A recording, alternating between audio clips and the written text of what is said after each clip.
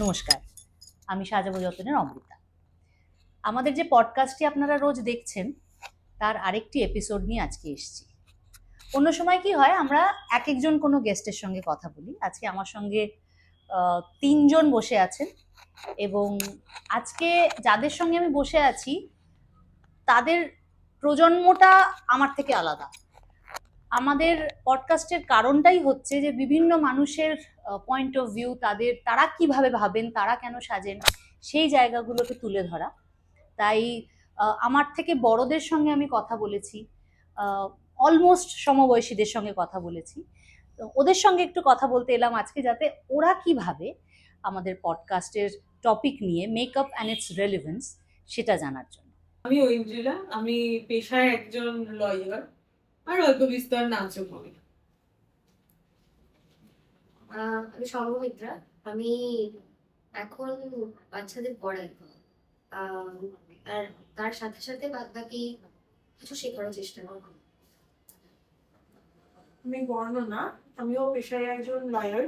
তো আমি আর ঐন্দ্রিলা একসাথেই কলেজে পড়েছি, আমরা বন্ধু, অনেকদিন, ছোটবেলার অনেক পুরনো বন্ধু আমরা। আমার প্রথম প্রশ্ন তোদের কাছে, তোরা ছোট থেকে বড় হয়েছিস, এখন কর্মক্ষেত্রে যোগ দিয়েছিস, নিজেদের নিজেদের জায়গায় ভালো কাজ করছিস। তোদের ছোটবেলা থেকে শুরু করি, তোদের স্টাইল, তোদের ফ্যাশন সেন্স আমি আসছি একটু পরে।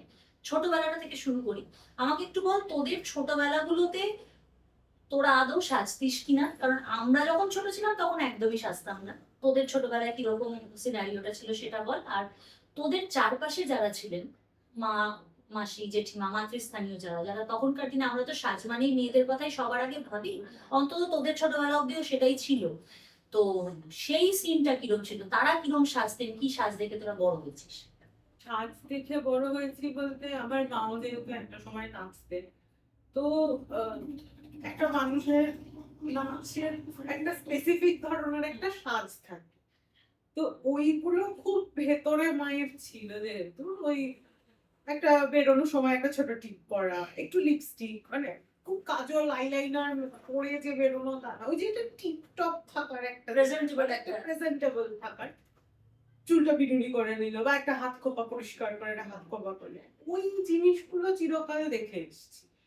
এবারে যেহেতু পুজো হতো, তখন একটা ডিফারেন্ট কাইন্ড অফ সাজ, তখন একটা ডিফারেন্ট কাইন্ড অফ ড্রেপিং, যেটা দেখতেও খুব ভালো লাগতো একটা পয়েন্টে, যে মনে হতো আরে এই ধরনের শাড়িটা কেউ পরে না, কারণ আমি বাইরে কোনোদিন কাউকে ওরকম পরতে দেখি। নর্মাল আমরা যে শাড়ি পরি ওইটা দেখেছি। এছাড়াও ছোটবেলা থেকে সাজ বলতে আমার যা স্মৃতিতে আছে, সেটা হচ্ছে আমার চিরকালই ওই চিরাচরিত একটা চাইনিজ কাট চুল ছিল। এরপরে আর মনে পড়ে না যে বিশাল কোনোদিন কিছু সাজিয়েছে। চিরকালই ওই ফ্রক টক পরিয়েছে, আর লিপস্টিক মনে আছে, বুলেট লিপস্টিক থেকে মা একটু করে লিপস্টিক তুলতোই আঙুলে করে, যেহেতু মা লিপস্টিক লাগাতেন, ওইটা খুব অ্যাট্রাকটিভ লাগতো, যে আরে এত সুন্দর লাগছে, এরকম বিশাল করে আমিও লাগাবো। তো ওইটা থেকে নিয়ে ওই ড্যাব করে করে লিপস্টিক লাগিয়ে, কোনোদিন কোনো আইলাইনার, মানে একটা বয়স অব্দি কোনোদিন আমি আইলাইনার আমি লাগাবো এটা হয়তো কোনোদিন ভাবিনি। কারণ মা যখন আইলাইনার লাগাতেন, মায়ের চোখ খুব বড় বড় টানা টানা, আইলাইনার লাগালে আরো খোলা লাগতো, এবং আমার ভয় লাগতো একটা পয়েন্টে, যে মা কেন আইলাইনার লাগাচ্ছে, আমার ভালো লাগছে না। কিন্তু আমার মা কোনোদিন ওটা পাত্তা দেয়, মা কোনোদিন পাত্তা দেয়নি, বলেছে তোমার ভয় লাগছে, তুমি তোমার ভয় নিয়ে থাকো, আমার যেটা সাজতে পছন্দ আমি সেটাই সাজবো। মোটামুটি এই। আর নাচের জন্য যা, তখন তো মেকআপের, তুই যখন কলেজে যেতিস বা যখন পড়াশোনাটা একটু বড়, মানে একদম ছোট বয়সে তো খুব একটা কেউ এমনিও সাজবে না, এটাই ধরে নেওয়া। এবার একটু কলেজে গেলে তো মানুষের তাও একটু সাজের ইচ্ছাটা বাড়ে, তখন কিরকম সাজতো? কলেজে আমি বিশেষ, আমি সাজগোজ করতে ভালোবাসি, ভালোবাসি না যে তা না, কিন্তু যেহেতু আমি বাই নেচার খুব লেজি, 8টার ক্লাস থাকলে 8টা বাজতে বাজে ঘুম থেকে ওঠা মানুষ আমি, আমার ওই একটা হাত খোপা করে একটা কুর্তি পরে আমি চলে যেতাম। আমার সাজ হতো হচ্ছে ফেস্টের সময়, সাজ হতো হচ্ছে দুর্গাপুজোর সময়, যখন সাজের মতো করে সাজ। কিন্তু মানে আমার দুটো এক্সট্রিম পার্ট ছিল, আমি কোনোদিনই যে আমি বিশাল ফিটফাট হয়ে একদম বেরোনোর মানুষ তা না। কিন্তু যখন দরকার হয়তো খুব ডায়ার কনসিকুয়েন্সেস তার হতে পারে, যে না সেজে বেরোই, একটা কোনো বিয়ে বাড়িতে যাচ্ছি বা কোনো গেট টুগেদার, তখন প্রেজেন্টেবল হয়ে সাজাটা আমার মনে হয় সেটা চলতে পারে। আদারওয়াইজ আই ডোন্ট থিঙ্ক যে বিশাল একটা সাজগোজ করার খুব দরকার আছে। আমার সাজার বিষয়টা খুবই ডিফারেন্ট, কারণ আমার মা খুব একটা সাজতে চায় না, বা মানে মার সাজাটা আর কি যেরকম সাধারণ সবাই সাজে ওরকম না। তো আমাকে ছোটবেলাতে বেশিরভাগ খুব আহ, মানে ন্যাচারাল জিনিসপত্র দিয়ে মা সাজানোর চেষ্টা করতো। তো আমি এখনো শুনি যে ছোটবেলায় নাকি আমাকে চন্দন দিয়ে আহ স্নান করাতো, তো দুধ দিয়ে স্নান করাতো। তো ছোটবেলা থেকেই তাই জন্য আমি অনেক বড় হয়ে যাওয়া অব্দিও কখনো আর কি অন্য কোনো প্রোডাক্টস দিয়ে আমি সেজেছি সেরকম আমি জানি না। আহ, বেশ খানিকটা বড় হয়ে যাওয়ার পর আর কি বন্ধুদের পাল্লায় পড়ে যখন দেখছি যে অন্য বন্ধুরা খুব আইব্রাউজ করে আসছে, তো তখন আমি আর কি নিজে নিজে মানে ব্যাপারগুলো করার চেষ্টা করলাম। তাছাড়া ছোটবেলাতে সবসময় ওই আর কি পন্ডস পাউডার মুখে খুব সুন্দর করে লাগে, আর তার সাথে হচ্ছে ওই একটু কুমকুম টিপ হতো না, ঠিক আছে, অনেক কালারের। তো ওই অনেক কালারের একটা করে ওই কুমকুম টিপ থাকতো, ওই কুমকুম টিপ দিয়ে বিভিন্ন রকম সাজানো। আর লিপস্টিক লিপস্টিক টিপস্টিক দিত না হতো, আমাকে দিত হচ্ছে খুব বোকা বানাতো বিটরুট। সেটা হচ্ছে বিটরুটটা ঠোঁটে ঠোঁটে লাগিয়ে দিই, এটাই খুব ভালো লাগে। কিন্তু এখন তো সবসময় বিটরুট পাওয়া যায়, তখন পাওয়া যেত না। তো ওই ন্যাচারাল জিনিসপত্র দিয়ে আর কি সাজার আমার খুব অভ্যেস ছিল, মা ওগুলোই আর কি পছন্দ করতো আমাকে সাজাতে। আর মা ছোটবেলায় না আহ, ডান হাতে ঘড়ি পরতো, কারণ আমি সবাইকে দেখতাম বাঁ হাতে ঘড়ি পরে, কিন্তু মা ডান হাতে ঘড়ি পরতো। আমার ছোটবেলা তখনকার থেকে দিনে খুব কম লোক কিন্তু ডান হাতে ঘড়ি হ্যাঁ, পরতো। তো মা ডান হাতে ঘড়ি পরতো, এবং মার ওই ঘড়ি পরাটা খুব আহ, মানে মানে ওটা পরতেই হবে। ইভেন আমার বাবাও, পাপিও আর কি, পাপি বা হাতে ঘড়ি পরে, কিন্তু মানে বেরোনোর আগে ঘড়ি পরে নেবে আর কি। ওটাই একটা সাজ, ঘড়ি পরে নিলে চুলটা আসবে নেবে বাবা, বাবাকে চুলটা আসে নিতে হবে আর ঘড়িটা পরে নিতে হবে। তো আমি বড় হওয়ার পরে আর কি খুব বাবার ওই বড় ঘড়ি, মানে আমার হাতটা এখনো খুব ছোট, তখন তো আরো ছোট ছিল। তো বাবার ওই ঘড়িটা আর মার একটা ঘড়ি ছিল। তো যখন আর কি স্কুলে আর কি সবাই খুব সেজে টেজে যাবে, তখন আর কি শাড়ি পরার সাথে এই ঘড়িটা পরে যাবো আর কি, মায়ের পায়ের ঘড়িটা বা বাবার ঘড়িটা। এবং আমার এরকম এক্সপিরিয়েন্স আছে যে আমি অ্যাকচুয়ালি খুব মানে আমি এমন ফ্যামিলিতে বড় হয়েছি যেখানে আর কি খুব দামি শাড়ি বা খুব দামি জামা কাপড় ওরকম আমি কখনো ওরকম দেখে বড় হই। তো আমার কাছে নতুন জামা মানেই নতুন। তো আমার এখনো মনে আছে, আমার একটা দিদি ছিল, তো দিদি আর কি শাড়ির তখন আর কি আহ, ব্যবসা করে। তো আমাকে জিজ্ঞেস করেছে যে তোকে একটা শাড়ি দেবো, জিলু কি শাড়ি দেবো। তো আমার একটা খুব মানে এখন আমার অ্যাকচুয়ালি মানে মনে পড়লে খুব হাসি পায়, এখন কালারটা একদম পছন্দ করি না, একদম ক্যাট ক্যাট একটা গেরুয়া কালার, ঠিক আছে, গেরুয়া কালারের একটা শাড়ি আমি পছন্দ করেছি। এবার তো আমাকে বলছি এটা না ছাপা শাড়ি। এখন আমি একটু মাঝখানে কথা বললাম, এখন গেরুয়া কালার খুব পছন্দ করি না, এটার কোনো কনোটেশন আপনারা নেবেন না, এটা একদম মেকআপ এন্ড রেলিভেন্স চলছে। হ্যাঁ, তো তারপরে এবার আমাকে বলছে যে এটা তো ছাপা শাড়ি। ছাপা শাড়ি যে এখন আমরা ভেবে দেখলে কি ছাপা শাড়ি আমরা কোনো একটা পার্টিকুলার মানে ক্রাউডের সাথে যুক্ত করে দিই। আমার কাছে ওটা ছিল না। বলছি এটাই তো ভালো। বলছে তুই ছাপা শাড়িটাই নেবে, আমি বললাম হ্যাঁ। আমার মনে আছে যে তখন আমার একটা বয়ফ্রেন্ড ছিল স্কুলে, তো আমি স্কুলে ওই ছাপা শাড়িটা পরে ওই অরেঞ্জ কালারের ছাপা শাড়িটা পরেছি। আমার তো অরেঞ্জ কালার খুব ভালো লাগে, ঠিক আছে, অরেঞ্জ কালারের ছাপা শাড়ি পরে স্কুলে গেছি। এবার সবাই আর কি খুব দেখছে আর কি আমার। স্কুলে যাওয়ার পরে আমি রিয়েলাইজ করলাম যে আমার মতো এরকম শাড়ি তো আর কেউ পরছে না, সবাই তো শিফন জর্জেট অন্য রকম শাড়ি পরছে। আমি বলছি, আমি তখন আর কি ভাবছি যে আমি তো খুব একটা অদ্ভুত শাড়ি পরে স্কুলে চলে এসেছি। তো তখন থেকে আর কি আমি আর কি বুঝলাম যে ও আচ্ছা, তো মানে এইরকম করে তাহলে সাজতে হবে, সবাই যেরকম সাজবে ওরকম সাজতে হবে। তো ওখান থেকে তারপর আমার একটুখানি আর কি নিজে নিজে এক্সপ্লোর করা স্টার্ট হলো, যেটা মা যেটা বলছে হচ্ছে না, আমি ঠিক ফিটিং করতে পারছি না। আর আমার সবসময় কি স্কুলের ক্রাউডটা, আমার বন্ধু বান্ধবরা সবাই খুব আর কি ওই হয় না মানে পশ। সবাই খুব পশ, মানে আমার স্ট্যান্ডার্ডটা ওদের সাথে ম্যাচ করাতে কিছুতেই পাচ্ছি না। তো তারপরে আর কি আমি নিজে নিজে চেষ্টা করলাম, যে আমি নিজে করবো। তো খুব বিচ্ছিরি আর কি মোটকা আইলাইনার পরে, ঠিক আছে, মানে চোখের নিচে একদম এতটা কাজল, তো খুব গডি মেকআপ আর কি তখন আমি করা শুরু করলাম, just to get fit into the status quo. তো এইটাই হচ্ছে আমার মানে ট্র্যাজেক্টরি সাজানো। তোর কথাতে একটা খুব ইন্টারেস্টিং একটা কথা আমার মাথায় এলো। দেখ মানে ছোটবেলা থেকেই একটা মানুষের কন্ডিশনিং, এই যে বলি না ছাপা শাড়ি পরলে আমরা একটা একটা সো কল্ড একটা ক্রাউডের কথা আমাদের মনে হয়, এটা কিন্তু ও ভাবেনি, এটা কিন্তু এখন হয়েছে। ওর যখন যতদিন ইনোসেন্সটা ছিল ওটা নিয়েও ভাবেনি, বড় হয়ে ধীরে ধীরে ধীরে ধীরে সমাজ এগুলো আমাদের মাথার মধ্যে হয়তো ঢোকায় যে এই রংটা এইটার জন্য, এই রংটা পছন্দ করা যাবে না, বা এই রংটা এই প্রিন্টটা অমুকরা পরে, এই প্রিন্টটা পরলে আমাকে অমুকের মতো লাগছে, আমাকে একটু হাই সোসাইটি একটু এলিটদের মতো সাজতে গেলে একটু এরম ভাবে সাজতে হবে। এই যে জিনিসগুলো, এই জায়গাগুলোতে আমি আসার চেষ্টা করছি। তুই বলে না তোরটা, আমি তারপর আবার আসছি। তো আমার বড় হয়ে ওঠাটা, আমি জয়েন্ট ফ্যামিলিতেই বড় হয়েছি। তো আমার আহ, আমার বাবারা 6 ভাই। তো আমার কাকা কাকিমারা রয়েছেন সবাই, জেঠিমা ছিলেন, বড় জেঠিমা। আর বড় হয়ে ওঠাটা বড় জেঠিমা আমার মাকে দেখে। আমার সব কাকিমার সব জেঠিমাদের ওনাদের আমার খুব ভিভিডলি বলবো না, মনে আছে যে ওনারা সকলে খুব বড় বড় টিপ পরতেন কপাল, মানে তার ছোট কপাল, বাট একটা একটা এইসা বড় একটা টিপ, মানে রাস্তাঘাটে যাচ্ছেন বেরোচ্ছেন তারা, ওই ওই বাড়ির মেয়ের বউটা অত বড় টিপ পড়েছে, হ্যাঁ উনি আমার জেঠিমা এরকম ভাবে। তারপরে যখন আমরা আলাদা হলাম, আর সকলেই শাড়ি পরতেন সেই সময়, আমরা যেহেতু জয়েন্ট ফ্যামিলি, তার বেশ কিছুটা অর্থোডক্সই বলতে পারো ছিল, শাড়ি ছাড়া কিছু ভাবতে পারতো না, শাড়ি পরতাম। তখন আমার মা একটা সময় মা নিজে হাতে জামা করা শুরু করলো। আর আমি ছোটবেলাতে সবসময় সাদা রঙের যে আটটি কাপড়ের টেপ, ওই টেপ পরেছি, আর আমার এরকম ভাবে চুলটা কাটা লাগতো।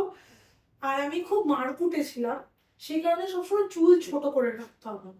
খুব মারধর করতাম ভাই বোনের সাথে, মারামারি, সেখানে চুল ছোট, আমার সর্বক্ষণ চুল ছোট আর এখানে এরকম ভাবে কাটা।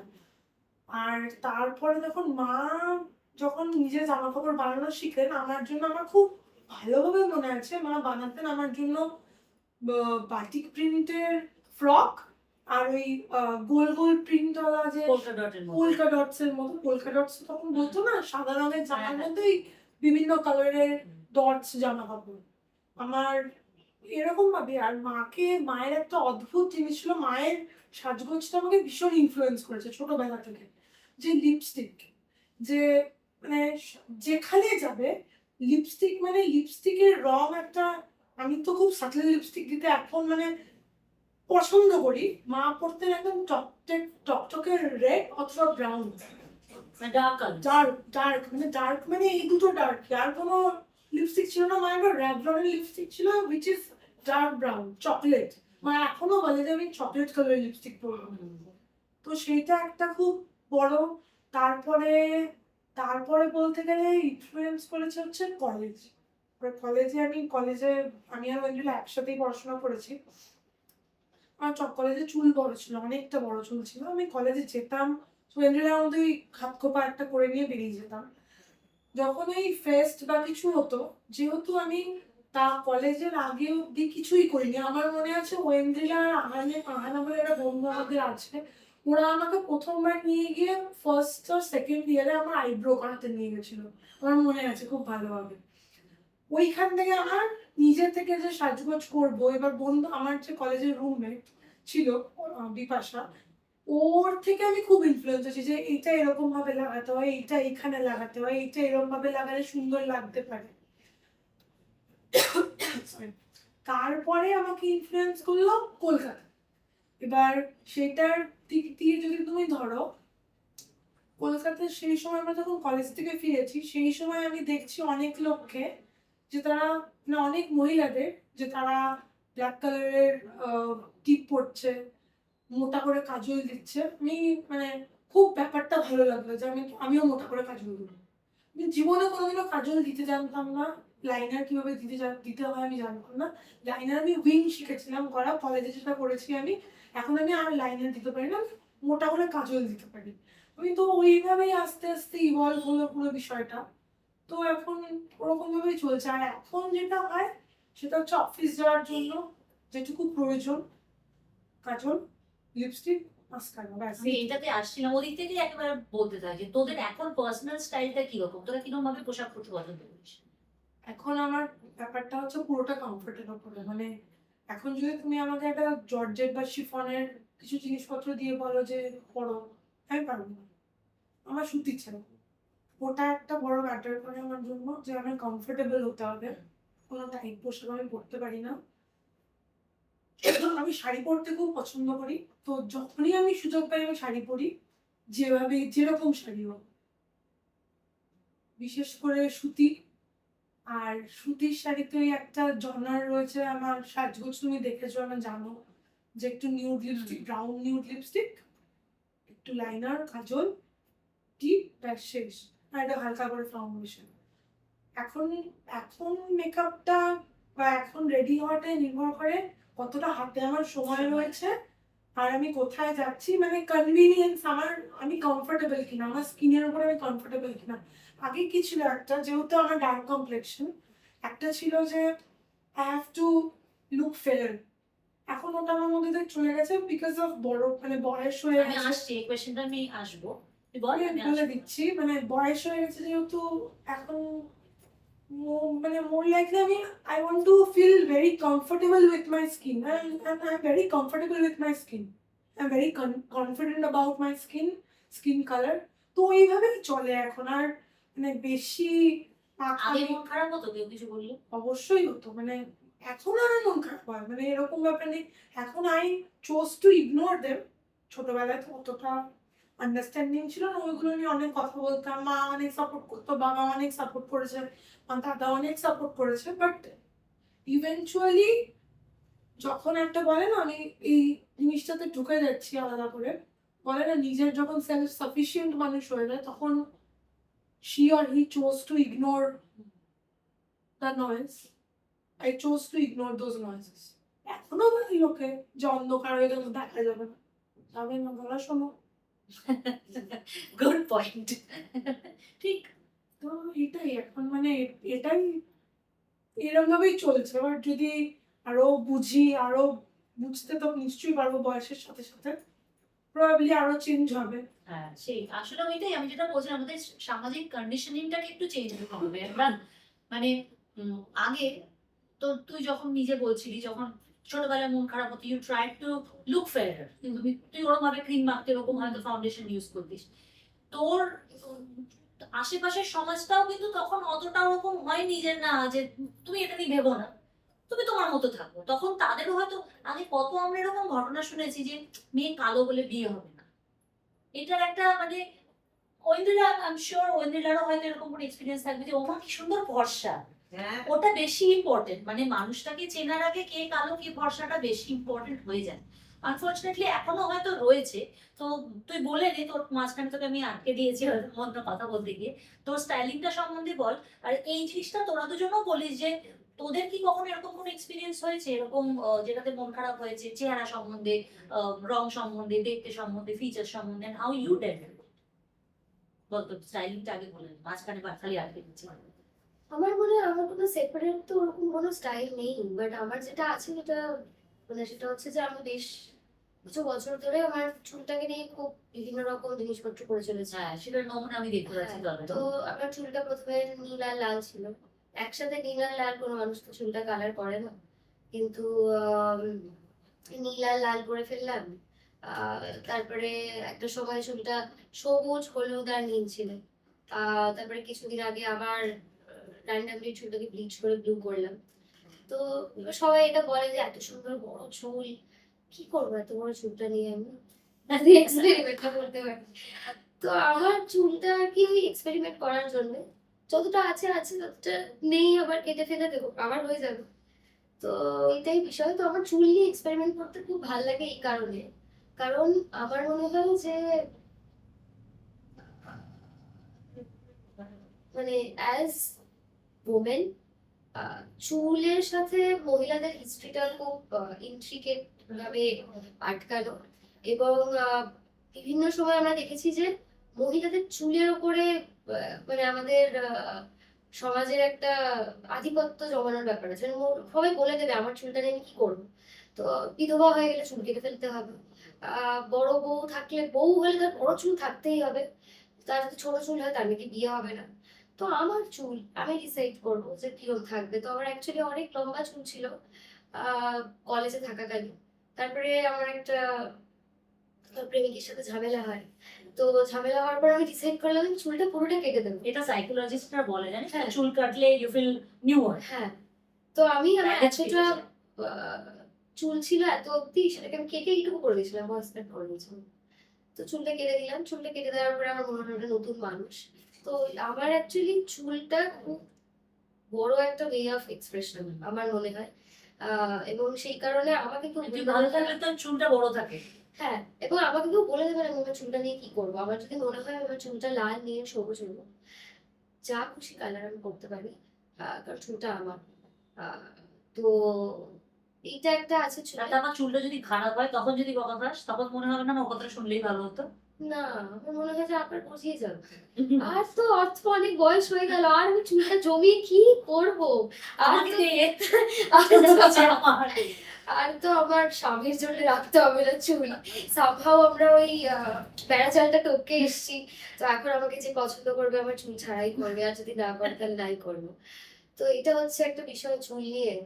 আর একটা বিষয় হচ্ছে, এবং আমার অ্যাকচুয়ালি চুল নিয়ে অনেক বন্ধু বান্ধবের সাথে অনেক আহ, খুব ভালো মেমোরিজ আছে, যে তারা আমার চুল বেঁধে দিচ্ছে, বা আমি যে স্কুলে পড়াতাম সেখানে একটা খুব বড়, এখনো আমি মানে লাস্ট ইয়ার ক্লাস 4 এর ক্লাস টিচার ছিল। তো ওদের লাস্ট যে ক্লোজিং সার্কেলটা হয় সেখানে ওদের কাজটাই এটা যে ওরা আমার খোপাটা খুলে দেবে বাহ। এবং ওরা আমার চুলটা বাঁধবে। এবং যখন ওরা আমার চুলটা বাঁধে তখন যে ছেলেগুলো বসে থাকে তারা না দেখে যে সে চুলটা বাঁধছে। এবং এই গতকালই আমার একটা বন্ধুর সাথে দেখা করতে গেছিলাম। তো ওর জন্য ওই রজনীগন্ধা ফুল নিয়ে এলো। তো ও তারপর আমাকে একটা একটা খুব সুন্দর হেয়ার টাই গিফট করলো, মানে একদম লম্বা। তো ও বললো যে আমি তোর জন্য কিনিনি এটা, আমি অ্যাকচুয়ালি কিনেছিলাম এটা অনেকদিন আগে, কিন্তু আমি অপেক্ষা করছিলাম যে কেউ একজন যেন চুলটা খুব লম্বা থাকে দেখ। তো আমার চুলটা লম্বা বলেই আমি ওটা পেলাম, চুলটা ছোট হতো তাহলে পেতাম না। তো এই ছোট ছোট গল্পগুলো খুব ইম্পর্টেন্ট। চুলটা ছাড়া আর একটা জিনিস হচ্ছে আমি লিপস্টিক খুব ভালোবাসি। আমি এক সময় একটা খুব গভর্নমেন্ট কলেজে পড়তাম কলকাতারই, সবাই খুব জানবে, সেন্ট জেভিয়ার্সের পাশেই। তো সেখানে খুব ডার্ক লিপস্টিক পরে আমি যেতাম স্কুলে। তো you are a good lady, you are not suppose to like behave like this. So apparently we behave, how I'm putting up red lipstick is dictating what kind of person I am. But anyway, I'm still boring. তো লিপস্টিকটা তো আমার আছে। আর একটা হচ্ছে আমি খুব পছন্দ করি আইব্রাউজ করা, ঠিক আছে। আর আইব্রাউজটা না করলে আমার মনে হয় যে কিছু একটা ফাঁকা ফাঁকা হয়ে গেছে। তো এখন জানি না, আমার আগে আইব্রাউজটা খুব মোটা ছিল বলে ঠিকঠাক লাগতো। এখন আমার আইব্রাউজটা একটু খারাপ, মানে আমি বাড়িতেই করি তো, পুনাতে থাকি, তো ওখানে আমি এতে যাই না, পার্লারে যাই না, তো আমি বাড়িতেই আইব্রাউজটা করি। সব মাঝে মাঝে আমি কি করি ওটা ছোট করে ফেলি। আহ, তো এই তিনটে জিনিসই আমার মনে হয় আমার, মানে সাজতে গেলে এই তিনটে জিনিস আমার খুব ইম্পর্টেন্ট, লিপস্টিক, আইব্রাউ, আর চুলটা। আরেকটা আরেকটা জিনিস আমার তোর কথা থেকে এলো, যে তুই বললি আমার কোনো স্পেশাল সেরকম স্টাইলিং নেই। একটা মানুষের স্টাইলিং মানেই যে কিন্তু সে কতটা মাস্কারা লাগাচ্ছে, লিপস্টিক লাগাচ্ছে সেটা নয় আমার মনে হয়। তার ব্যক্তিত্বটাও কিন্তু তার স্টাইলেরই অঙ্গ। ওইটা যদি খুব স্ট্রং হয়, এটা আমি পার্সোনালি ফিল করি, যে একটা মানুষের ব্যক্তিত্বটাই যদি চার্মিং হয়, স্ট্রং হয়, তাকে হয়তো আলাদা করে পুট অন করতে হয় না মেকআপ। তার ওইটাই ওই মানে এক মানুষ ঘরে ঢুকলেই একটা এনামোর্ড হয়ে যাই আমরা অনেক সময়। আর কেউ খুব প্রচন্ড সেজে ঘরে ঢুকেন, ও মাই গড ওয়াই। তো এটা সাজের ডিফারেন্সের জন্য হয়তো নয়, এটা তার ভেতরটা আমরা দেখতে পাই বা সেই ভাইব্রেশনটা পাওয়ার ওপর একটা ব্যাপার থাকে। তো তোর স্টাইলিং নেই তা না, তোর স্টাইলটা তোর মতো, তোর ব্যক্তিত্বটা অতটাই ওরকম যে তোকে সাজতে হয় না। না, আমার আরেকটা জিনিস অ্যাকচুয়ালি শিফটটা খুব ঘটে, যে আমি এক সময় তো খুব মেকআপ করতাম, মানে মেকআপ মানে ফুল ফ্লেজেড মেকআপ, মানে কনসিলার দিয়ে তোমার ফাউন্ডেশন দিয়ে তোমার হাইলাইট করে টোন করে ব্রঞ্জ করে সবকিছুই করতাম। তারপরে অ্যাকচুয়ালি আমার শিফটটা খুব ঘটলো যখন আমি খুব বেশি ভাবে মানে নেচার রিলেটেড কাজ করা শুরু করলাম, কারণ আমার কাজটা তখন শিফট হয়ে গেল, তার আগে আমি পড়াশোনা করছিলাম। তো তখন আমি বুঝতে পারলাম যে এই যে মেকআপ লাগানোর যে বিষয়টা, সেটার মানে সেটার ন্যাচারাল অল্টারনেটিভ পদ্ধতিটা কি। তো সেই পদ্ধতিটা আমার আরো বেশি ভালো লাগলো, কারণ আমি রিয়েলাইজ করলাম যে আমি যদি খুব বেশি পারফিউম মেখে মানে কোনো একটা জায়গায় চাষ করতে যাই, আমাকে মানে মৌমাছি কামড়ে নেবে। তো সেখানে যদি আমি একটা খুব মাইল্ড মানে নেচার বেসড যদি কোনো পারফিউম লাগাই, তাহলে ঠিক আছে। তো এবং ওখানে গিয়ে আবার আমি ওই ফেরত আসলাম যে ওই মা যে বিটরুট লাগাতো, ওখানে গিয়ে ফার্মটায় আমি করম চা পেলাম। তো ওরা করম চা, যে লাল কালারের করম চাটা হয়, সেটা দিয়ে ওরা ওই ব্লাশের মতো আর কি অ্যাপ্লাই করা যায়। হ্যাঁ, তো সেটা আর কি, বা তোমার মুলতানি মাটি। দেখ, ঘুরে ফিরে কিন্তু সেই পুরোনো দিনে আমরা বেরোতে আসতাম। হ্যাঁ, মুলতানি মাটি। তারপর হচ্ছে তুমি ধরো আইব্রাউ পোমের যেটা করছো, সেটাও আমরা অনেক ন্যাচারাল মেটেরিয়াল দিয়ে করতে পারি। আফটার অল তো সব ন্যাচারাল মেটেরিয়াল দিয়েই তো আমরা করতাম একটা সময়। তো ওই জায়গাটা থেকে আমার আরেকটা শিফট ঘটলো যে আমি না ফুল ফ্লেজেড মেকআপে আমি আর কমফোর্টেবল বোধ করলাম না। মানে এমন না যে আমার ওটাকে পছন্দই না, মানে অন্যরা করলে আমার ভালো লাগে, কিন্তু আমি নিজে আর কমফোর্টেবল বোধ করলাম না, যেটা আমি খুব আগে কমফোর্টেবল বোধ করতাম। তো তখন আমার মনে হলো যে আমি যদি খুব বেশি মেকআপ, মানে আমি যদি ফাউন্ডেশনও লাগাই, আমার মনে হতো যে আমাকে বোধহয় লোকেরা খুব জাজ করবে। কারণ আরেকটা জিনিস সেটা চেঞ্জ হয়েছিল যে আশেপাশের লোক। তো এই আশেপাশের লোকগুলোটাও খুব মানে সোশ্যাল ওই ওই হ্যাঁ, কন্ডিশনিং জিনিসটাই। তো একটা সময় আশেপাশের লোকের জন্যই হয়তো আমি ওই ফুল ফ্লেজেড মেকআপটা করতাম এবং খুব স্বাচ্ছন্দ্য বোধ করতাম, খুব কনফিডেন্ট বোধ করতাম। এবং ওই আশেপাশের লোকগুলো যখন আস্তে আস্তে ধীরে ধীরে পাল্টালো, অন্য একটা মানে অন্য একটা ধারার লোকেদের সাথে আলাপ হলো, চিন্তাটা বদলালো হ্যাঁ, আশেপাশে। তখন আমার মনে হলো যে ওইটাতে বোধহয় আমি আর স্বাচ্ছন্দ্য বোধ করছি না, এইটাতে আমি নিজে বেশি অরিজিনাল সেলফটা দিতে হ্যাঁ। পারছিস। আমার মা একটা কথা বলতো ছোট থেকে, সেটা হচ্ছে যে মডার্ন হওয়া should be from your heart and not from what you wear, and that stayed with you. আমি চিরকালই এইরকম মোটা সোটা মানুষ, মানে কেউ চেষ্টা করেও আমায় রোগা করতে পারে। অতএব আমার এইটা নিয়ে যে বিশাল বড় ইনহিবিশন ছিল, এটা আমি নিজের সাথে নিজে লড়াই করে কাটিয়েছি, যে আমি এরকম, আমাকে অ্যাকসেপ্ট করতে হলে এইভাবে অ্যাকসেপ্ট করো। এর জন্য আমাকে অনেক লোক অনেক কথা বলেছে যে বাবা এত সেলফ লাভও ভালো না, বয়স বেড়েছে, এখন আর কাম নেওয়ার প্রয়োজন আমি মনে করি না এইসব ব্যাপারে, কারণ এগুলো খুবই মানে একদম মানে আমার কাছে খুব তুচ্ছ এখন জিনিস। স্টাইল বলতে আমি বুঝি যে আমি কতটা কমফোর্টেবল কিছু একটা জামা পরি। আমি যখন একটা জামা পরি, আমি নিজে আয়নার সামনে গিয়ে দাঁড়িয়ে দেখি যে আমার ভালো লাগছে কিনা। তো যদি আমার ভালো লাগে তাহলেই আমি, আমার যদি আমার যে পয়েন্টে মনে হয় না এটা আমার ভালো লাগছে না, আমি পড়ি না। এখন আমি একটা কর্পোরেট লাইফে ঢুকেছি, আমাকে রোজ একটা করে জামা বার করে পড়তে হয়, এবং সেটা আমার কাছে খুব একটা পেনফুল জব, যে আজ সকালে আমি কি পরে যাব।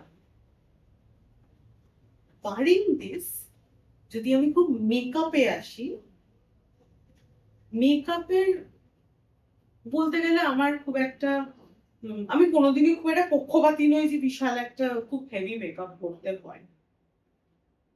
আমি একটা সানস্ক্রিন মাখি, আমার নিউ ফাউন্ড লাভ হচ্ছে একটু ব্লাশ। আমি এটা ডিসকভার করেছি লেটলি যে একটু ব্লাশ মাখলে মানে খুব অদ্ভুত ভাবে একটা মানুষকে খুব এলিভেটেড লাগে। আমার যদি ঘুমটা খুব ড্রুপিং আইসও থাকে, আমি একটু ব্লাশ মেখে নিই, ওকে মনে হয় আরে বাবা এটা একটা ব্যাপার, বাও। মানে এটা আমি দেখেছি যে এই ডিফারেন্সটা কিন্তু আসে। আর আমার চিরকাল খুব ফেভারিট, মানে আমি কলেজ থেকে খুব লিপস্টিক লাগাতে আমি ভীষণ ভালোবাসি। মানে আমি ওই টকটকে লাল লিপস্টিক থেকে শুরু করে নিউড শেড, আমি সব ধরনের লিপস্টিক লাগাতে ভালোবাসি। মানে আমার এতে বাজ বিচার নেই কোনো। কেউ যদি আমায় বলে যে লাল লিপস্টিক লাগাচ্ছি, হ্যাঁ লাগাও, এই নিয়ে আমার কোনোদিন কোনো বাদ বিচার নেই। লম্বা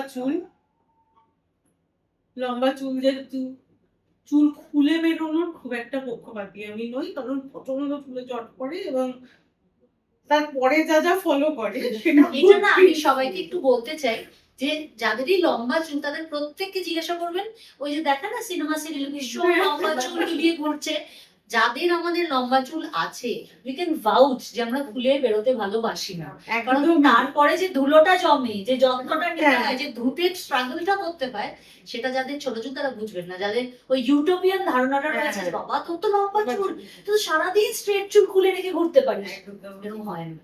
ওই যে হাত খোপা, আমার অফিস যাওয়াটা খুব সোজা একটা জিনিস। আমি আইলাইনার করি না, পড়ি না যা তা নয়, কিন্তু আমি রেগুলার বেসিসে পড়ার খুব একটা পক্ষপাতী নই।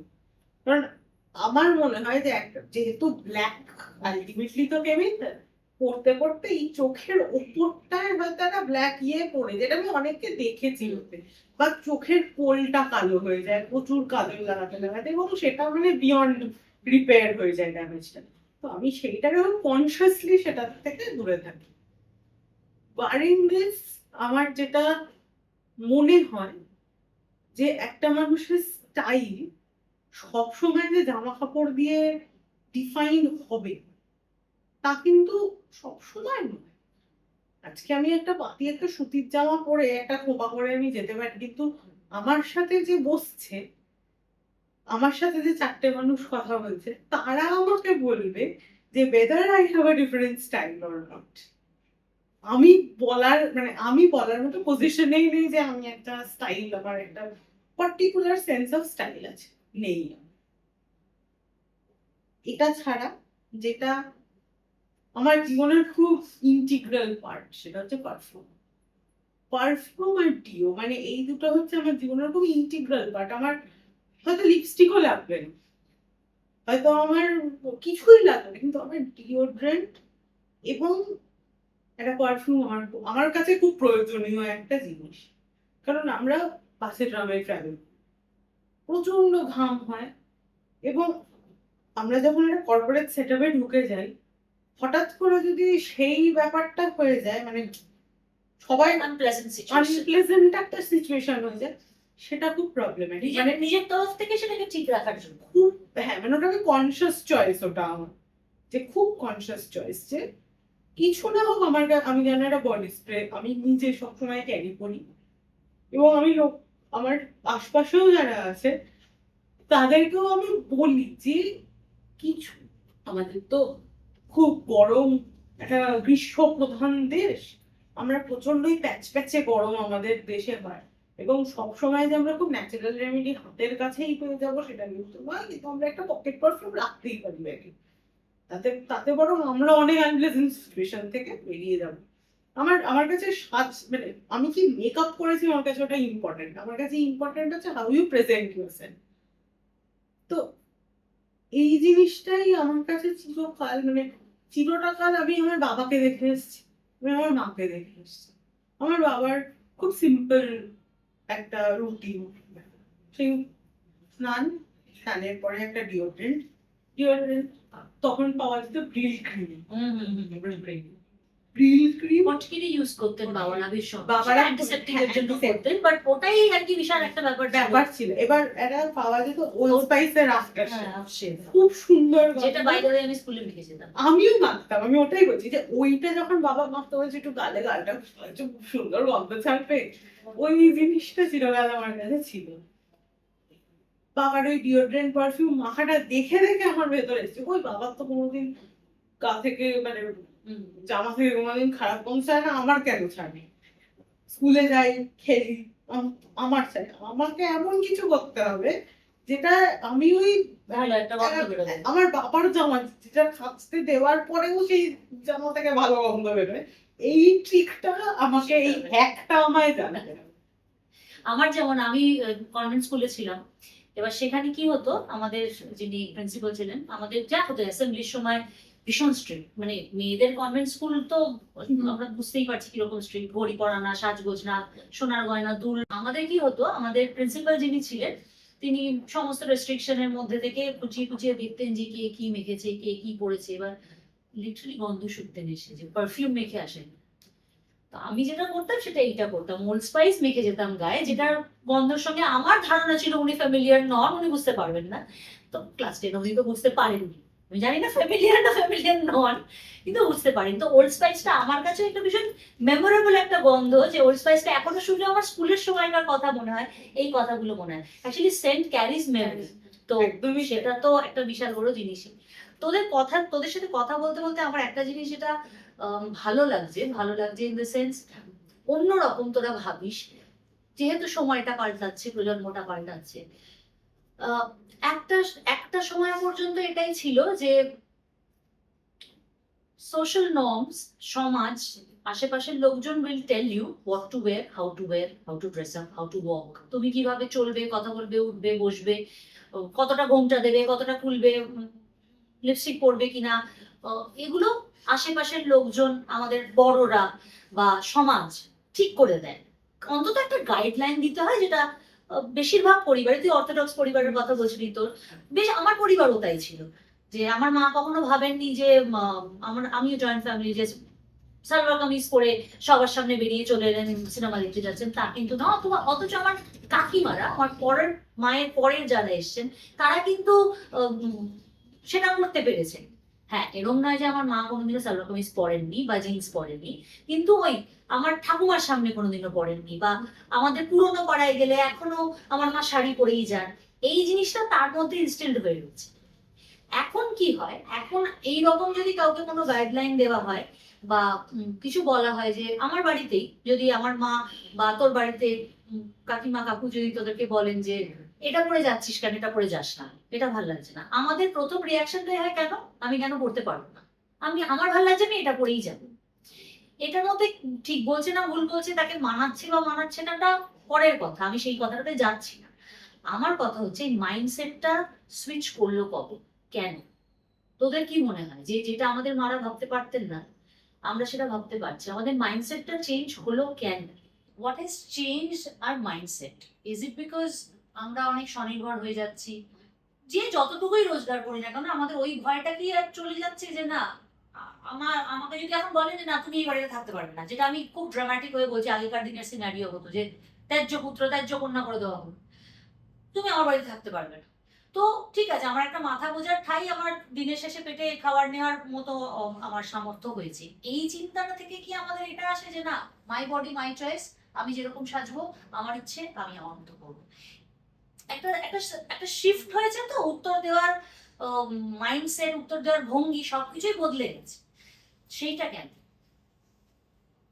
আমার এটাতে মনে হয় যে আমি আমারটা দিয়ে বলছি, আমি পুরো সোসাইটির হয়তো কথা বলতে পারবো না, আমি আমারটা দিয়ে বলছি। আমি ছোটবেলা থেকে খুব রেবেলিয়াস, কোনো জায়গায় রেবেল করতে পেরেছি, কোনো জায়গায় করতে পারিনি।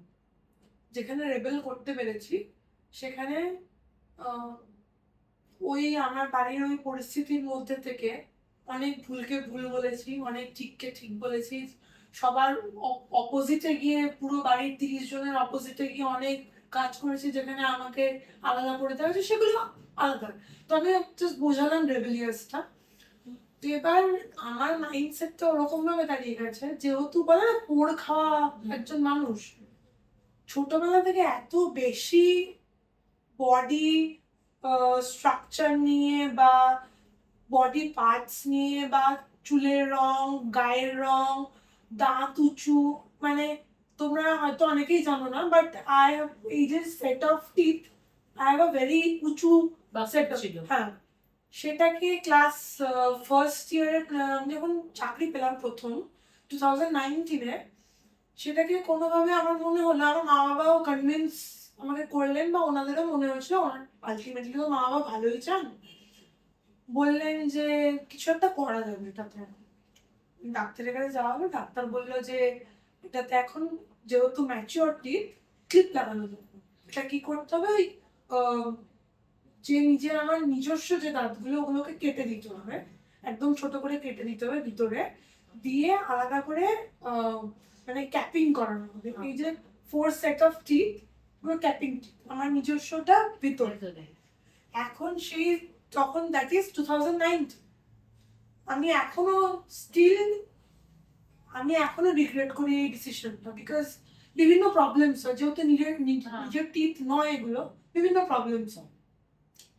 আনন্যাচারাল জিনিসের সবকিছুর তো একটা এক্সপায়ারি ডেট থাকে। It's been 10 years almost problems হচ্ছে। আর আমার এখন গিয়ে মনে হয় আমি কেন করেছিলাম, জাস্ট টু প্লিজ সোসাইটি, যে আমাকে ভালো লাগছে Or আমার, cater to their thought, হ্যাঁ, যে ওরা যে আমার এটা করলে better আমার হবে। মারি বেশি দেখা যাচ্ছে, আই ডোন্ট কেয়ার এখন। তো আমি সেটাই একটা, আগেকার দিনে মানে এখন আমি যেভাবে বলতে পারি যে আমার প্রয়োজন নেই, তোমাদের এই কথাটা শোনার প্রয়োজন নেই, হুম। তখনকার দিনে কে বলতে পারতো জানি না, আমি কিছুটা হলেও বলতে পারতাম, বাট ওই ইনফ্লুয়েন্স হয়েছে, অনেক বেশি ইনফ্লুয়েন্স হয়েছে, এখন আর ইনফ্লুয়েন্স হই না, না। আমার প্রশ্নটা তুই বলতে পারতিস কিনা সেটার জন্য না, আমার প্রশ্নটা হচ্ছে আগেকার দিনে আমাদের মারা বলতে পারতেন না, কিন্তু আমরা পারছি, পারছি, সেটা কেন? সেটা মানে আমার তোর সিচুয়েশন যদি তোর মা থাকতেন তার ছোটবেলায়, বা তুই হওয়ার পরেও তোর মার যদি এরকম কোন রকম কোনো চেঞ্জেস এর কথা পরিবার বলতেন শ্বশুর বাড়ি থেকে বা বাপের বাড়ি থেকে, তোর মা হয়তো দাঁড়াতে পারতেন না রুখে, যে না আমি আমার যেটা দাঁত যেরকম আছে আমি সেরকমই রাখবো, কিন্তু তুই পেরেছিস, সেটাই কেন? সেইটার কারণটা আমার মনে হয় যে একটা যে কোনো হিউম্যান বিইং এর ইন্ডিপেন্ডেন্সটা, মানে মনিটারি হ্যাঁ। ইন্ডিপেন্ডেন্স, ইকোনমিক্যালি সে কতটা স্ট্রং বা কতটা ইন্ডিপেন্ডেন্ট, দ্যাট ম্যাটার্স আ লট। তো আমার মনে হয় আমার মায়ের ক্যাপাবিলিটি ছিল, বাট সামাজিক প্রেশারে হোক বা ছেলে মেয়েদেরকে বড় করতে হবে, সেইটা মা করে উঠতে পারেনি, মানে নিজে ইন্ডিপেন্ডেন্টলি কিছু করব সেটা করে উঠতে পারেনি, সেই কারণে হয়তো উনি বলতে পারেননি যে এটা আমার পছন্দ। তাও তাও কি আমাদের জানি না, এটা আমার কথা বলতে বলতেও আমারও আসছে, সরি মাঝখানে কাটছি তোকে। একটা তো টাকা পয়সার একটা ইন্ডিপেন্ডেন্স, যে আমরা স্বনির্ভর বেশি, আমরা আমাদের মতো করে কাজ করতে পারি, আমাদের লাইফ চয়েসেস আমরা নিতে পারি। আরেকটাও আমাদের বোধহয় ওই জায়গাটা মাদের অনেক বেশি, অন্তত মারা তো তাই বলে, যে আমরা অ্যাডজাস্ট অনেক বেশি করতাম, তোরা এখন অ্যাডজাস্ট করিস না, তোদের পান থেকে চুন কষলেই মনে হয় না আমার এটা আমার মানাচ্ছে না, আমি করবো না। Whereas মারা অনেক অনেক সময় অনেক কিছুর মধ্যে দিয়ে গেছেন যেটার বিরুদ্ধে বলেননি, তারা অ্যাডজাস্ট করে তো এই অ্যাডজাস্টমেন্টের পেছনেও কিন্তু এই কারণটাই আছে, একদমই আমারও যে আমি আলাদা করে বেরোতে পারবো। তো আমার তো ওটাই মনে হয়, মানে অ্যাডজাস্টমেন্ট, আমি কোনো কারোর থেকে কোনো ভুলভাল জিনিস আমি নেব না, আমি কাউকে সোসাইটিকে বা আর্টকে ফিরিয়ে দেব না ভুলভাল জিনিস। এটা আসে নিজে কতটা ব্রেনে আমি কতটা ক্লিয়ার অ্যাবাউট মাই থট, যে আমি এটা করবো না মানে করবো না, দ্যাট ইজ মাই আইডিওলজি আমার যদি স্ট্রং হয়, মা, আমার তো মনে হয় আমার আইডিওলজির পিছনে, আমার আইডিওলজি স্ট্রং হওয়ার পিছনে আমার মায়ের বিশাল বড় একটা হাত রয়েছে। মা বলতে পারেননি, মা সেটা যে আমাদের সকলের মারাই যেটা করতে পারেননি, ওনারা নিজেদের মেয়েদেরকে বা ছেলেদেরকে এগিয়ে দিচ্ছেন, সেই কারণ ওনারা স্বাধীনতাটাও দিয়েছেন কিন্তু, যে তোমরা কারণ সেভাবে ওনারা ভাবো। বুঝেছেন যে এই জিনিসটা আমি করতে পারিনি, এই জিনিসটা উচিত আমার ছেলে বা মেয়ে করা, মানে that is also a very big push to, যেটাই আমরা আমি আজকে বলতে করছি। পারিনি, তুমি বলো, তুমি বলো, মানে আমি আছি আমার পেছনে। মনে হয় আমার মা, আমার যে আজকে ভয়েস এত, বা সবারই, আমি সবার হয়ে এই কথাটা বলছি, মারা যে মানে আমার ভয়েসের সাথে আমি আমার মায়ের ভয়েস থেকেও যেন রিপ্রেজেন্ট করছি, আমার মনে হয় যে আমার মায়ের অনেকগুলো আশা আকাঙ্ক্ষা যেগুলো মা মায়ের বয়সে করতে পারেনি, কারণ মায়ের সেই ফ্রিডমটা ছিল না, পায়নি কখনো, because she is not economically strong, economically independent. তো অনেক জিনিস যেগুলো মা নিজের জলাঞ্জলি দিয়েছেন আমার জন্য বা সোসাইটির জন্য, স্যাক্রিফাইস করেছেন, ওইগুলো আমি করে আমার মা আমাকে আরো পুশ করেন যে যা, তুই একা ঘুরতে যা, তুই পাহাড়ে হাইক করতে যা, তুই এটা কর, তুই ওখানে যা, এদের সাথে মেশ। আমার মনে হয় কোথাও গিয়ে মা মায়ের যে ইচ্ছা পূরণগুলো আমার মধ্যে দিয়ে করার চেষ্টা করেন। তো সেই জন্য আমার মনে হয় যে যখন মা বলছেন বা বাড়ির লোকে বলছে বা বাবা বলছেন, আমার মনে হয় আমার করা উচিত। আর যেগুলো বলছেন না সেগুলো আরো বেশি করা উচিত, বিকজ আই এম রেবেলিয়াস। আমার মনে হচ্ছে আমি করবো, আমার আইডিওলজির সাথে তো আটকাচ্ছে না। Also, আমাদের এক্সপিরিয়েন্সের ঠিক ভুলগুলো তো আমাদেরই, আমরা ভুল করলে সেটা থেকে শিখবো, ঠিক করলে সেটা আমাদের উইজডম বলবো আমরা, যে আমরা বুঝে করেছি, বা না বুঝেও বাই ফ্লুক ঠিক হয়ে গেছে, কিন্তু সেটাও আমাদের এক্সপিরিয়েন্স, সেটা থেকেও শেখা, সেটা আর একটা জিনিস আমি অ্যাড করবো জাস্ট, ওয়েন্ডিলা যেমন পারফিউমে খুব ইয়ে, আমার একটা জিনিস হচ্ছে ঘড়িতে, মানে আমি আমার কাছে আননেসেসারিলি অনেক স্পেন্ড করে ফেলেছি ঘড়িতে আমি, আননেসেসারি মানে শখের দাম লাগতে আর কি।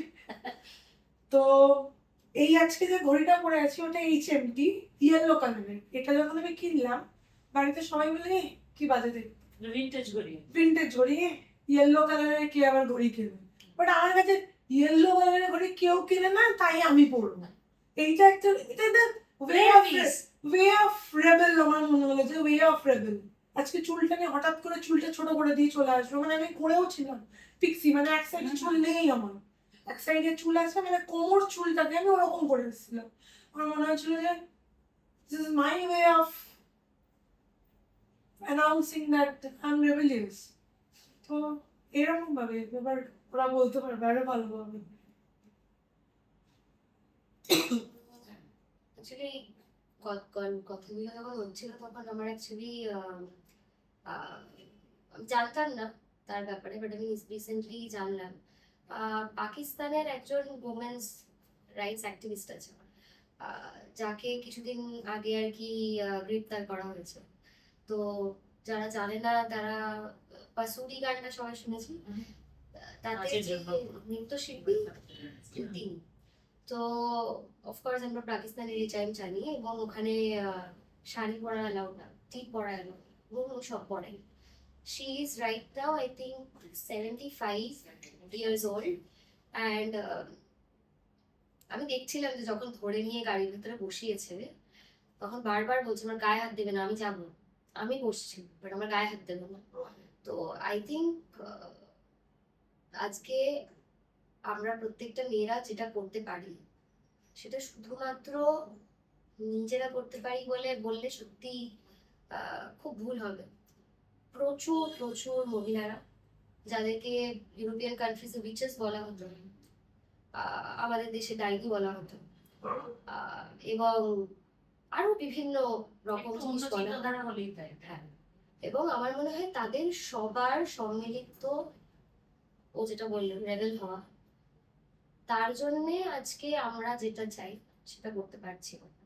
এবং আমাদের পরের প্রজন্ম এর থেকে আরো ভালো পারবে হয়তো। আমরা তো সবসময় আমরা আমাদের পরের প্রজন্মকে খারাপ হিসেবে দেখি, তো কিন্তু আমার মনে হয় ওরাও ভালো পারবে, ওরা আরো আরো অনেক কিছু অনেক ক্লিয়ারলি বলতে পারবে যেটা হয়তো আমরা বলতে পারিনি। এবং সেই কারণেই আমরা এখন না কে না আর হ্যাঁ কে হ্যাঁ আর কি আমরা বলতে পারি। আরেকটা গল্প আমার খুব সুন্দর লেগেছিল যে আমরা শাড়ি কেন পরা শুরু করি, মানে আমাদের যেহেতু আমরা আজকে ইয়ে নিয়ে কথা বলছি, মানে সাজসজ্জা নিয়ে কথা বলছি, যে আমাদের ভারতবর্ষের ক্লাইমেটটা এমন সাবট্রপিক্যাল একটা ক্লাইমেট, তো সেখানে তো আগেকার দিনের মহিলারা শাড়ি পরতো না, মানে কোনো শাড়ি পরতো না, ব্লাউজ কিন্তু পরতোই না, আমাদের কালচারে কোনোদিন একদম। ব্লাউজ ছিল না। আমাদের সবসময় লিনেনের শাড়ি, যেটা দিয়ে একদম স্কিন শো করা যাবে, সেটা পরা হতো, বিকজ সব থেকে ভালো আমাদের ক্লাইমেটের জন্য সেটাই। এবং তার সাথে that was also a way of showing the sensuality of a woman, and that is what Indian women are also known for, that they are very sensuous and very um, confident in their own skin. এবং সেটা actually কেন পরের দিকে আর কি কি করে blouse এলো, তো আমি ওটাই দেখছিলাম যে ব্লাউজ কেন এলো।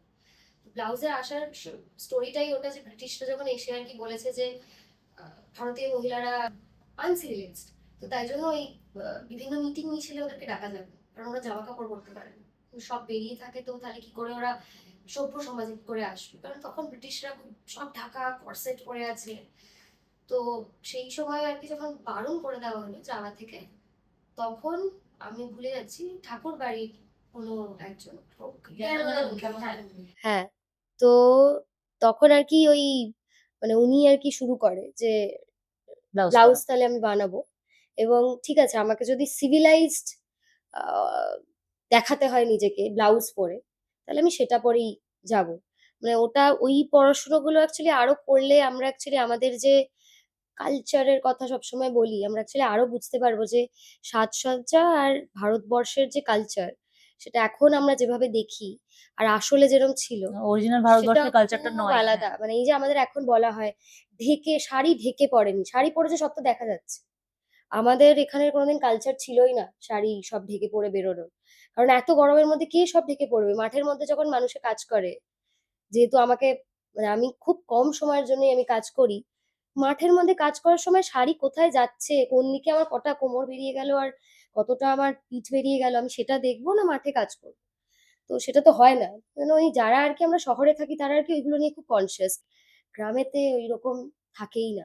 তো এটা দিয়ে আর কি কনক্লুড করছি যে এই যে পুরো যে হিস্ট্রিটা, মানে পুরোটা অ্যামালগামেশনই হচ্ছে আমরা কিভাবে জামাকাপড় পরি, আমরা কতটা দেখাতে চাই আমাদের শরীরে, আর সেটা দেখাতে চাই বলে দেখাতে চাই না, এটাই আমাদের কালচার। এইটাই আমার পয়েন্ট ছিল, তুই যে কথাটা বলছিস, যেটা আমি বলতে যাচ্ছিলাম, যে কাজ করার সময় ওটা দেখার ইয়ে না। আমি আমার আগের পডকাস্টটা তোরা দেখেছিস কিনা আমি জানি না, সায়ক বলে একজন এসেছিলেন, ও এই কথাটাই বলছিল যে ও নাট্যশাস্ত্র নিয়ে আলোচনা করছিল, বা নাচের পোশাক, নাট্যশাস্ত্রের পোশাক, বা আগেকার দিনের পোশাকের সঙ্গে এখনকার পোশাকের তফাৎ।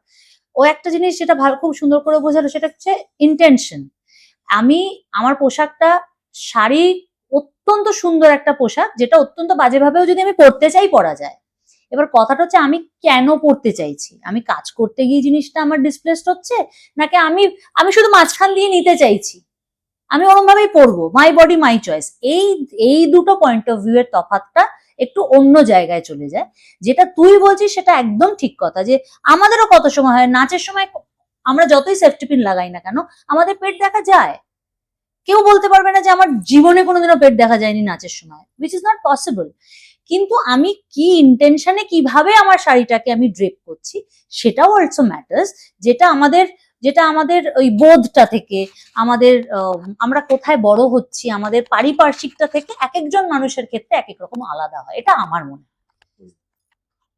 এবার আমি ওদের দুজনের হুম বক্তব্য মিশিয়েই বলবো, সেটা হচ্ছে আম, আমরা যে আজকে আউট অ্যান্ড আউট না বা হুম, হ্যাঁ বলতে হুম, পারি, এটা শুধু আমাদের মায়েদের নয়, এটা তার আগের হুম, জেনারেশন থেকেই শুরু হচ্ছে। হুম, আমি আমার ঠাকুমাকে দেখেছি, সে she used to call a spade a spade. হুম, হয়তো তার সাজ পোশাকে সেটা হুম, রিফ্লেক্ট হতো না, অথচ উনি খুব এরিউডাইট একজন হুম, মহিলা ছিলেন। পরিষ্কার করে শাড়ি পরা, হাতে ঘড়ি পরতে আমার আর কি হুম, মেমোরিতে নেই যে ঘড়ি টড়ি পরতেন, বাট কোনোদিন জোর করেনি হুম, যে তোমাকে এইটাই পড়তে হবে। হুম, এটা আজকে আমার মা যখন বিয়ে হয়ে এসছে, আমার মায়ের 22-23 বছর বয়স, আমার মা খুব ছোটবেলায় বিয়ে হয়ে হুম, এসছে। কি হয়েছে সেটা হচ্ছে, আগেন অর্থোডক্স ফ্যামিলি, হুম, আর 5 জন যাতে কিছু না বলে হুম, সেটার জন্য তাকে শাড়ি পরতে হয়েছে। হুম, আর 5 জনের কি বক্তব্য, এখন যেমন আমাকে সেটা বুঝতে হয় না, ভাবতে এক্স্যাক্টলি, হয় না। এক্স্যাক্টলি, আমি সেই পয়েন্ট অফ টাইমেও লোকজন যদি রোজগারও করতো, হুম, ইকোনমিক্যালিও ইন্ডিপেন্ডেন্ট হতো, তারা ওয়াকিবহাল ছিল এই ব্যাপারে যে হুম, আর 5টা লোকের কি হুম, বক্তব্য, কি হুম, মতামত। হুম, বাড়ির বউ আমি আমি কি একটা সালোয়ার কামিজ পরে বেরোতে পারবো? হুম, আমার অপরদিকে দোকানের যে কাজ করছে যে মালিক, সে কি বলছে, সে বৌদি দেখলাম আপনার বৌমাকে বেরোতে, হুম, এইটা তাদের ভাবতে হবে। হুম, ওটা থেকে যখন আমরা আমাদের জেনারেশনে আসি, খুব স্বাভাবিকভাবে আমাদের মায়েরা কিন্তু চায়নি সেটা। হুম, আমাদের মায়েরা ছোট থেকে ফিড ইন করেছে, যেমন হুম, ছোট থেকে বিভিন্ন মোরালস ফিড ইন হুম, করা হয়, এই জিনিসটাও মাথার মধ্যে গেঁথে দিয়েছে যে ইকোনমিক্যালি ইন্ডিপেন্ডেন্ট তো হতেই হবে। হুম, এছাড়াও সমাজ কি বলছে, সমাজ কারা? হুম, সমাজ তো আমরা। হুম, সমাজের সমাজের যে কি আহ, কতটা তারা স্ট্যান্ডার্ডাইজ করছে একটা জামাকে, তুমি সেইটাকে অতটা তোমার গুরুত্ব না দিলে চলবে। আমরা তো গুরুত্ব দিয়েছি, দিয়ে আমাদের নিট ফল কি? হুম। আমাদের কাছে তো কোনো মানে একটা বিশাল যে কিছু একটা রেভলিউশন হয়ে গেছে, একটা ইন্ডিপেন্ডেন্স আমরা পেয়েছি, তা তো নয়। তোমরা আস্তে আস্তে এমন তো, এবারে রুচিশীলটা কি সেটা ডিফাইন করে দেওয়ার মতো সেট মানে একটা ডেফিনিশন নেই সেটা। ডেফিনেশন আমাদের কাছে নেই। মানে আজকে আমার কাছে রুচি একরকম হতে পারে, তোমার কাছে রুচি একরকম হতে পারে, কিন্তু কথা হচ্ছে যে আজকে আমি যখন বেরোচ্ছি বাড়ি থেকে, আমাকে কিন্তু কেউ আর ওই প্রশ্নটা করতে আসছে না যেটা আমার মাকে করেছে। কারণ তারা একটা পয়েন্টের পর থেকে তারা বলা শুরু একটু একটু করে, হয়তো আজকেই বলে ফেলেছে তা না, কারণ আমি ছোটবেলা থেকে মাকে কোনোদিন সালোয়ার পরতে দেখেছি বলে আমার মনে পড়ে।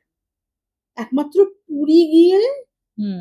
সমুদ্রে স্নান করতে যাওয়ার সময় আমার মাকে আমি সালোয়ার পরতে দেখেছি। জেনারেলি তাই হতো, মারা বেড়াতে গেলে বা কোথাও গেলে তখন একটু মনের মতো ওই সাজতেন। ওই পোশাক ওই ওটা দেখে আমার খুব মনে আনন্দ হতো, হুম। কেন জানি না, মানে প্রচন্ড একটা আনন্দ হতো, মা সালোয়ার পরেছে, ওরকম তো দেখিনি, মানে আমার কাছে ওটা নর্মালি নয় অন্যরকম সাজে যে মাকে মা দেখলাম।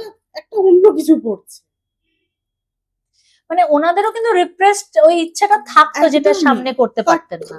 দিস পয়েন্ট 2026 আমার মা 2022 সাল থেকে বা 21 সাল থেকে পালাজো কুর্তা পরা শুরু করেছেন রেগুলার, হুম হুম। এবং একটা পয়েন্টের পরে সে মেনেওছে যে এটা অনেক বেশি Comfortable. কমফোর্টেবল, আমাকে অনেক বেশি কমফর্ট দিচ্ছে। একদম।